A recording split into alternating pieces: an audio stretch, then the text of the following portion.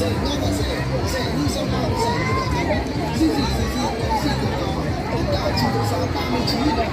Quý vị sờ vào cái gì là cái đấy 39.000 đồng. Quý vị ăn lên cái gì cái đấy cũng chỉ có 39.000 đồng. Mà quý vị thích cái gì cái đấy cũng chỉ có 39.000 đồng.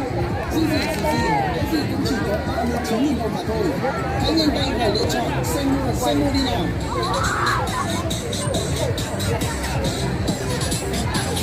Kính mời quý vị đến tham quan mua sắm trải nghiệm tại siêu thị đồ chơi trẻ em đồng giá 39.000 đồng của chúng tôi. Siêu thị đồ chơi trẻ em đồng giá 39.000 đồng của chúng tôi chuyên cung cấp tất cả các mặt hàng đồ chơi trẻ em, tất cả đồng giá chỉ 39.000 đồng. Liên tục khuyến mại, liên tục đại hạ giá cho quý anh chị bà con của bác.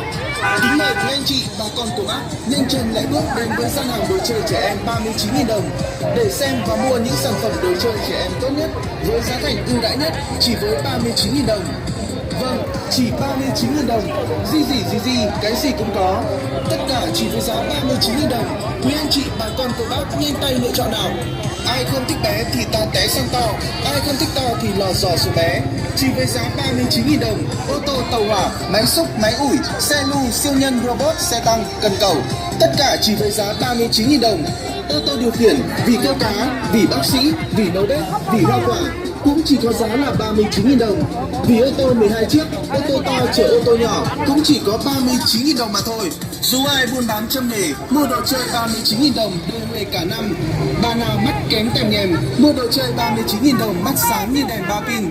Cô nào thấp bé lùn lùn, mua đồ chơi 39.000 đồng nó đùn lên cao. Cô nào trồng bỏ trồng chê, mua đồ chơi 39.000 đồng trồng mê đến già. Người ta buôn bán làm giàu, em này buôn bán chỉ cầu đủ ăn. Cho nên chúng em bán tiền rẻ để chạy khỏe về quê. Rẻ quá trời, rẻ ngang hạt rẻ, rẻ như rau lang, rẻ như bèo tấm. Gì cái gì cũng có. Tất cả chỉ với giá 39.000 đồng. Quý vị sờ vào cái gì là cái đấy 39.000 đồng. Quý vị cầm lên cái gì cái đấy cũng chỉ có 39.000 đồng. Mà quý vị thích cái gì cái đấy cũng chỉ có 39.000 đồng. Gì cái gì cũng chỉ có 39.000 đồng mà thôi. Hãy nhanh tay vào lựa chọn xem mua đi nào. Kính mời quý vị đến tham quan mua sắm trải nghiệm tại siêu thị đồ chơi trẻ em đồng giá 39.000 đồng của chúng tôi. Siêu thị đồ chơi trẻ em đồng giá 39.000 đồng của chúng tôi chuyên cung cấp tất cả các mặt hàng đồ chơi trẻ em, tất cả đồng giá chỉ 39.000 đồng.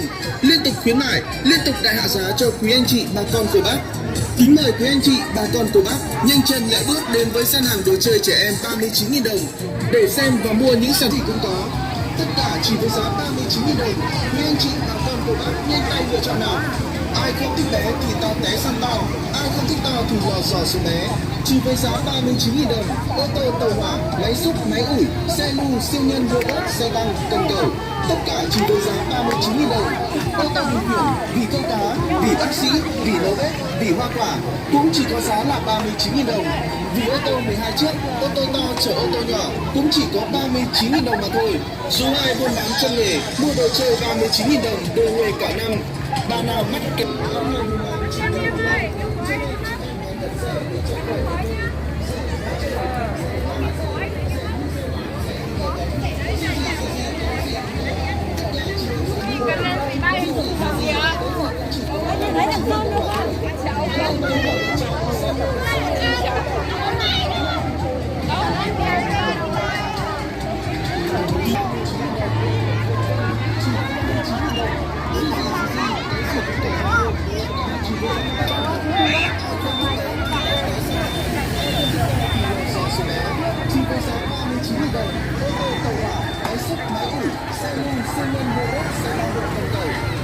chỉ với giá 39.000 đồng. Ô tô điều khiển, vỉ câu cá, vỉ bác sĩ, vỉ nấu bếp, vỉ hoa quả cũng chỉ có giá là 39.000 đồng. Vì ô tô 12 chiếc, ô tô to chở ô tô nhỏ cũng chỉ có 39.000 đồng mà thôi. Dù ai buôn bán chơi nghề, mua đồ chơi 39.000 đồng, 39.000 đồng. Quý vị sờ vào cái gì là cái đấy 39.000 đồng. Quý vị cầm lên cái gì cái đấy cũng chỉ có 39.000 đồng. Mà quý vị